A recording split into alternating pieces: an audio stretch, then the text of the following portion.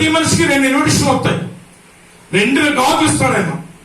మొదటి గాజు ఏంటంట, ప్రయాసపడి భారము మోయు వాళ్ళారా మీరు నా యొద్దకు రండి. ఆయన 6 రోజులు నువ్వు ఎక్కడికైనా వెళ్ళి కష్టంలో పని చేసుకో, కానీ 7వ రోజున దేవుని సన్నిధిలో ఉండమని దేవుని పిలుపు. ఈ దేవుని పిలుపుని ఎందరైతే తిరస్కరిస్తున్నారో, ఎందరైతే లక్ష్య పెట్టకుండా ప్రవర్తిస్తున్నారో వారికి 2వ పిలుపు కూడా ఉంది. అదే పిలుపు అంట. ఏ పిలుపు? దావీదు సంకీర్తన 9వ అధ్యాయము మొదటి మాట నేను చెప్పను గాని, ప్రభువా నీవే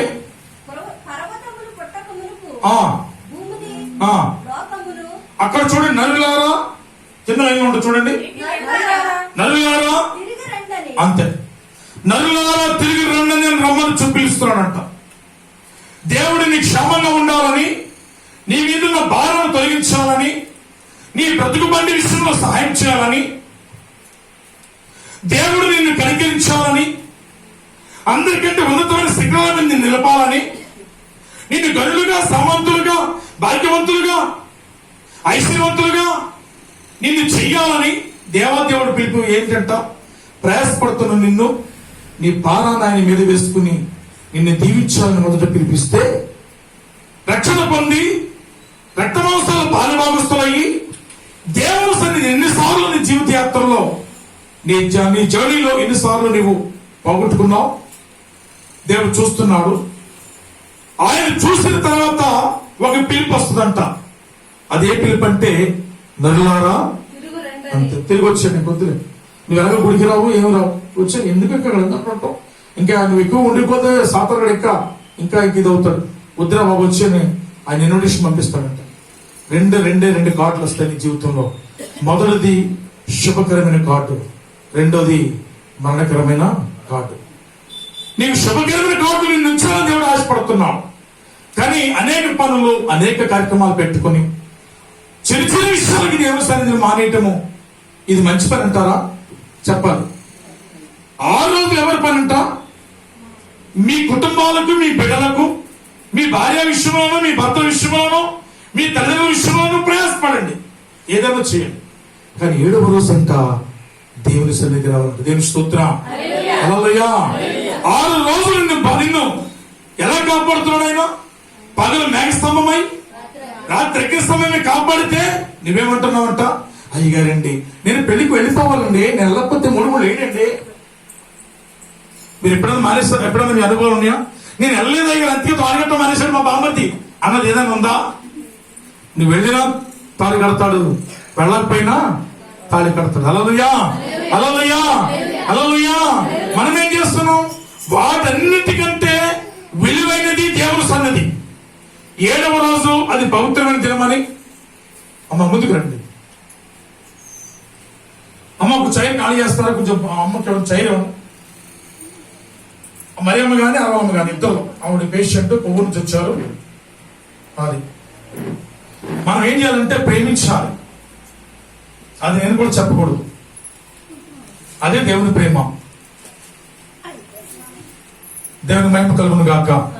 దేవుని స్తోత్రం, దేవుని స్తోత్రం, హల్లెలూయా, హల్లెలూయా. ఏం చెప్తున్నాను మీకు నేను ఇప్పుడు?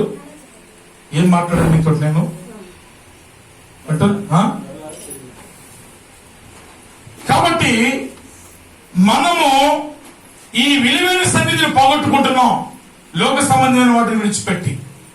పిల్లరా, దేవుని పిలుపులో నువ్వు ఉండాలన్నా, దేవుని ఆశీర్వాదం ఉండాలన్నా నువ్వు దైవభక్తి కలిగి ఉండాలి.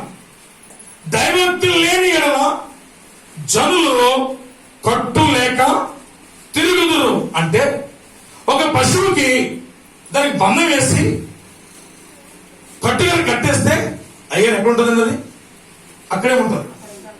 ఈ కట్టుగా లేకుండా, హల్లెలూయా, హల్లెలూయా. నేను భద్రాసనం జామాయి మొక్కలు పెట్టాను సార్. మా పక్కన ఉన్నటువంటి రైతు ఏం చేశాడంటే దాన్ని సరిగ్గా కట్టలేదు, అది చిన్న మొక్కల్ని కొమ్మలతో నాశనం చేసేస్తుంది. అది ఏమైందంటే తన కట్టులేని ఏం చేస్తుంది? నాశనం చేస్తుంది, పాడు చేస్తుంది.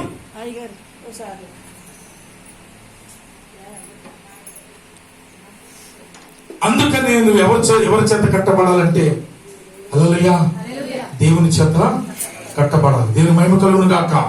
హల్లెలూయా. నువ్వు అలా కట్టబడాలంటే నీకు దైవికమైన జ్ఞానం చాలా అవసరం. అందుకని జ్ఞానం గల స్త్రీ ఏం చేద్దంట? తన ఇల్లును, ఏ ఇల్లు? ఆత్మ సంబంధమైన ఇల్లును కట్టుకుంటుంది. ఇల్లు నువ్వు కట్టబడాలి. అలా కట్టబడాలంటే దేవుని వాక్యం చేత.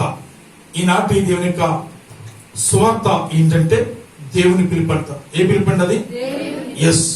4 మాటలు జ్ఞాపకం చేసుకుని త్వరగా ముగించుకుందాం. మీకు ఆయస్కరంగా ఉండదు కానీ కీర్తన గ్రంథము చూడండి, మన్నించాలి. రోమపత్రిక 1వ అధ్యాయము 7వ వచనం. రోమపత్రిక 1వ అధ్యాయము 7వ వచనం చదువుకుందాం. 7 వరకు మాత్రమే చదవండి. రోమియో రాసిన పత్రిక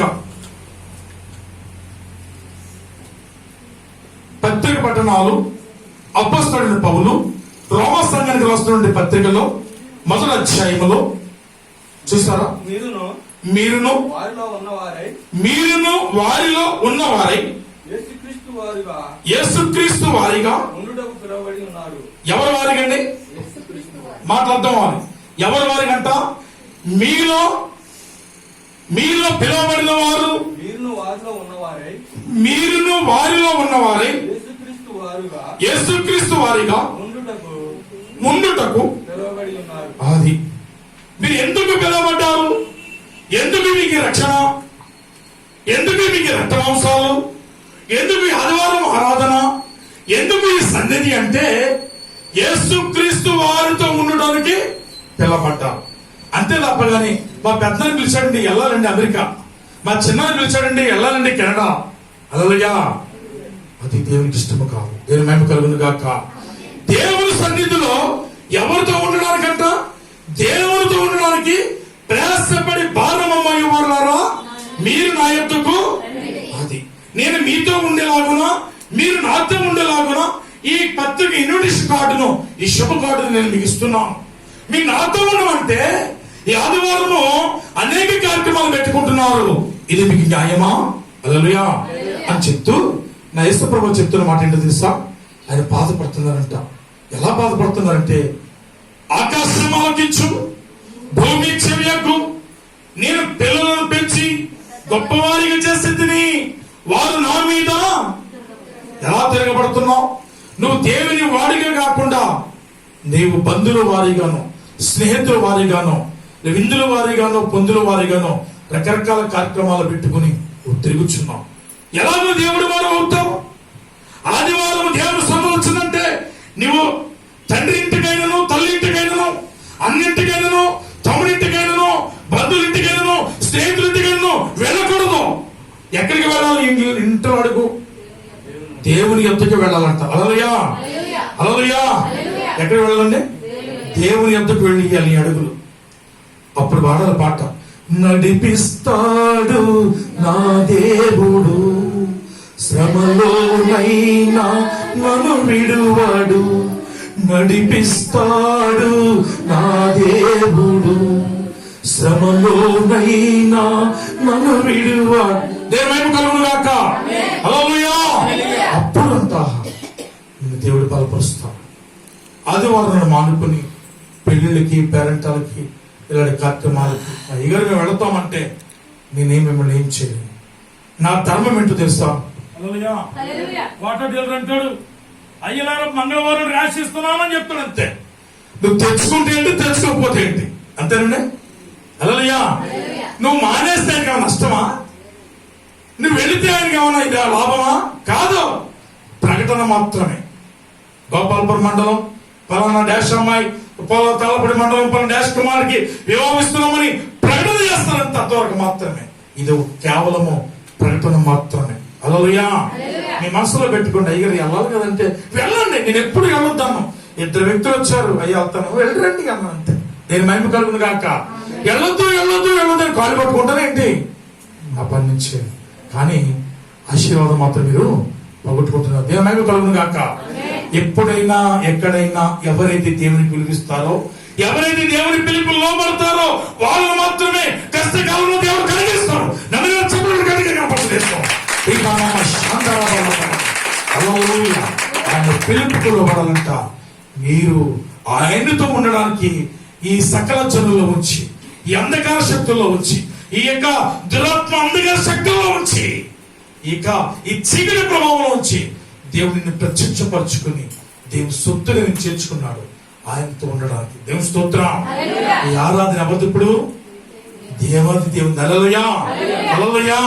అందుకని ప్రియ క్రైస్తవ బిడ్డలారా, ఆదివారం గృహ విషయాలు, ఆదివారం పెళ్లి చూపులు, ఆదివారం పెరంటాలు, ఆదివారం నాడు ఆ హాస్పిటల్ కాడికి వెళ్ళి జనాలు చూసుకోవడానికి ఏ ఆదివారమే గాని సోమవారం పనిచేయదా? అన్ని రోజులు పనిచేస్తాయి. కానీ ఆదివారం ఎవరి రోజు అంటే దేవుని రోజు. దేవుడు అడుగుతుంది అనుకుంటున్నారేమో. ఆయన అడగడం తెలవటంటే, నరులారా తిరిగి రండి అంతే. నువ్వు ఎందుకు రావాలని అడగడం ఇస్తాను. ధనవంతుడు అడిగాడు, రానాయన అంటే నేను రాను, నిత్య జీవనం ఉన్నప్పుడు నాకు జీవితం వేస్తావు అన్నాడంతే. ప్రభు అన్నారు, నేను కొదువు ఉందని చెప్పినప్పుడు కూడా ఆ వ్యక్తి ఏం చేస్తాడు సార్? దేవుని మాట వింటాడంట. ఎవరి మాట వింటున్నాడంటే, ఈ సిరి సంపద ఎందు లక్ష్యం వచ్చి నా ప్రాణమా తినము తాగము సుఖించము అంతే. నరుడా పిచ్చివాడ ఎరువాడా తిరిగి రా అన్నాడు. దేవుని స్తోత్రం. హల్లెలూయా. ప్రభువును ప్రియమైన దేవుని సంగమా, నీవు ఎవరితో ఉండడానికి పిలవబడ్డావంటే దేవునితో ఉండడానికి మాత్రమే. అదే పత్రికలో 8వ అధ్యాయంలో 28వ వచనం నుండి 30 వరకు చదువుకుందాం. Hallelujah. Thank you daddy. Thank you Jesus. Hallelujah. దేవుని ప్రేమించే వారికి అనగా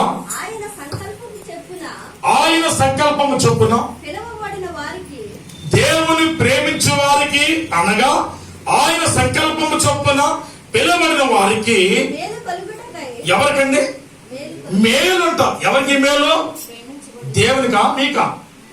ఎవరికండి మేలు?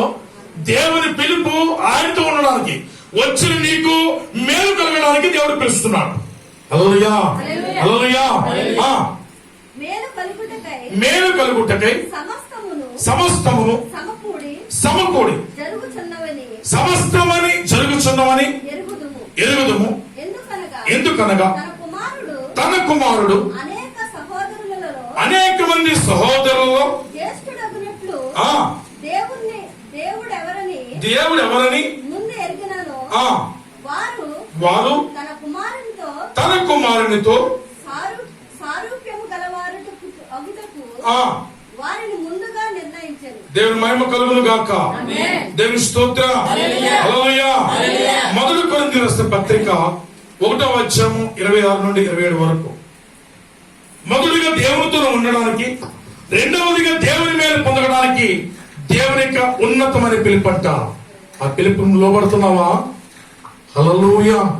మొదటి కొరింథీయులకు రాసిన పత్రిక 1వ అధ్యాయం 26వ వచనం నుండి, సహోదరులారా చూడండి. సహోదరులారా అంటే ఎవరి సహోదరులు? ఎవరి సహోదరి మనులు అంటే యేసు రక్తములో కలగబడిన ప్రతి ఒక్కరు ఎవరంట? దేవుని యొక్క సహోదరులు. Praise the Lord. హల్లెలూయా.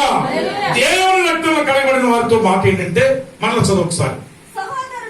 సహోదరులారా మిమ్మల్ని పిలిచిన పిలుపును చూడండి. మీలో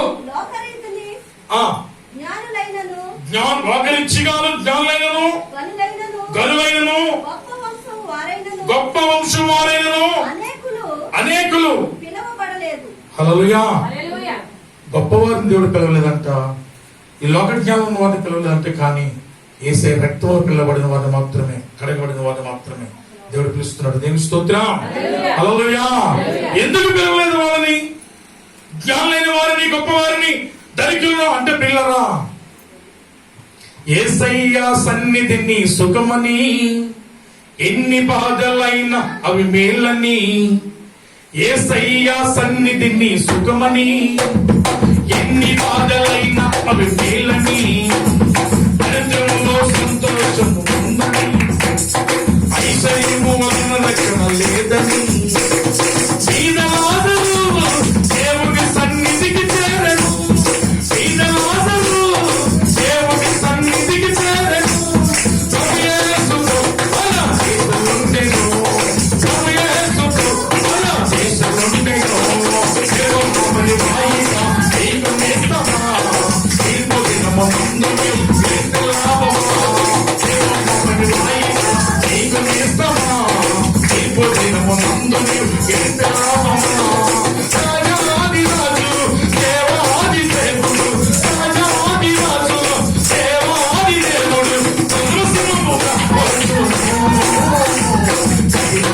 తీర్పు తీర్చును. ఓ కనికరము లేకపోవును. కఠినమైన తీర్పు తీర్చును.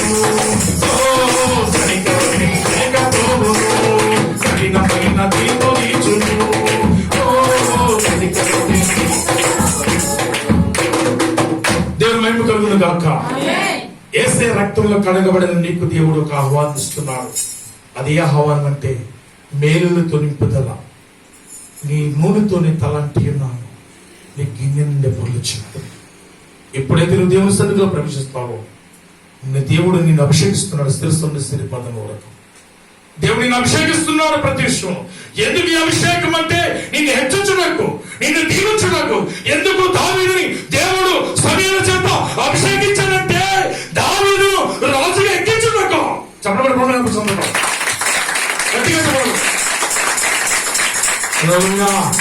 ఎందుకు అభిషేకించాడంటే దావీదుని, ఎందుకు అభిషేకించాడు దావీదుని? ఇశ్రాయేలు ప్రజలకు రాజుగా చేయడానికి దేవుడు అభిషేకించాడు. పిల్లరా, నూనెతోని తలంటిన్నాను.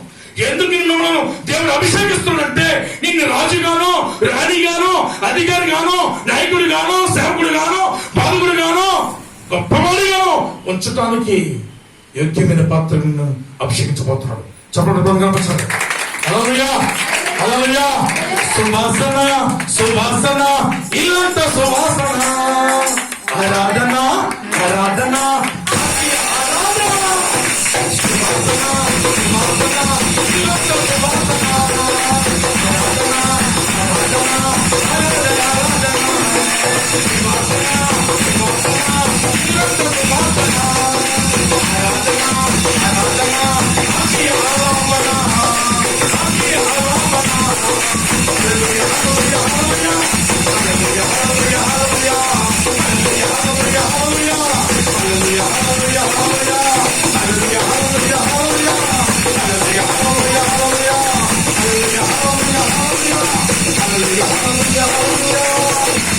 ఎందుకు దేవుడిని అభిషేకిస్తున్నాడు? నీళ్ళంతా సువాసనగా ఉండాలని, నీ హృదయమంతా సువాసనగా ఉండాలని, అనేక మంది జనులకు ఇంపైనగా ఉండాలని దేవుడిని అభిషేకిస్తున్నాడు. పిల్లరా, దావీదును అభిషేకించినట్లుగా దావీదు మీద చూపిన శాస్త్రం కృపను నీ మీద చూపడం చేస్తున్నావు. హల్లెలూయా, హల్లెలూయా, హల్లెలూయా. దావీదులో ఉన్న సువాసన నీ ఇంట్లోకైనా నడిపించాలి, నీ ఇంట్లో నిన్ను గనపరచాలి. దేవుని యొక్క ప్రణాళిక. అందుకే దేవుని పిలుపు. ప్రయాసపడుతున్నావా? రా, కమాన్ నా కుమార్తె, నా కుమారుడా.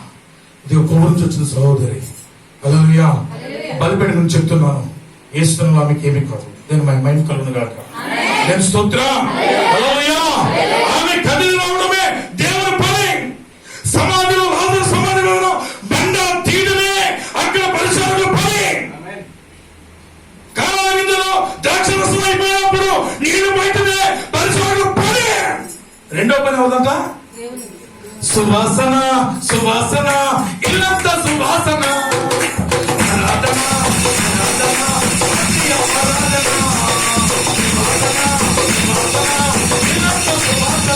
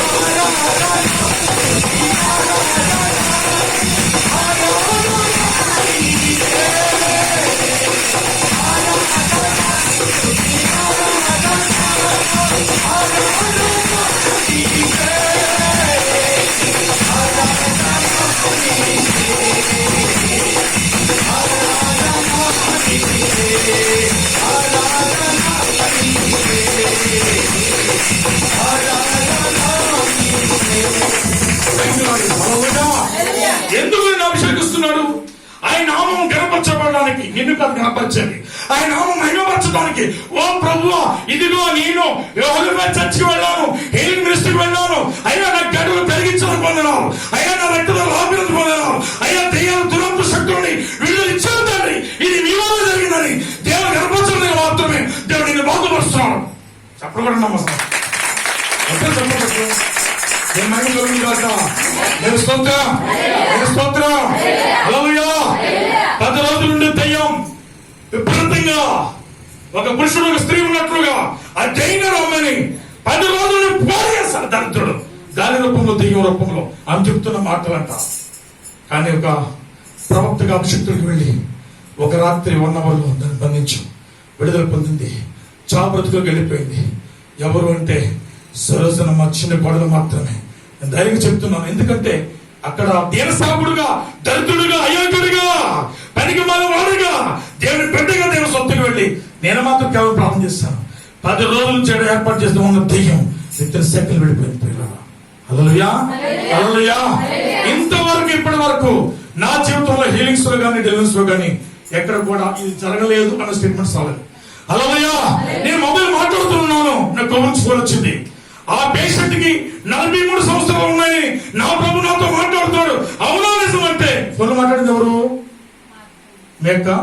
మీకు తెలిసి ఈ మాటలు మీకు నేను చెప్పింది వాస్తవేనా? అమ్మా మీకు 43 సంవత్సరాలు కరెక్టేనా? నేను మీ ఎదురు కూడా ఉంది సోదరి కొవ్వు నుంచి వచ్చారు.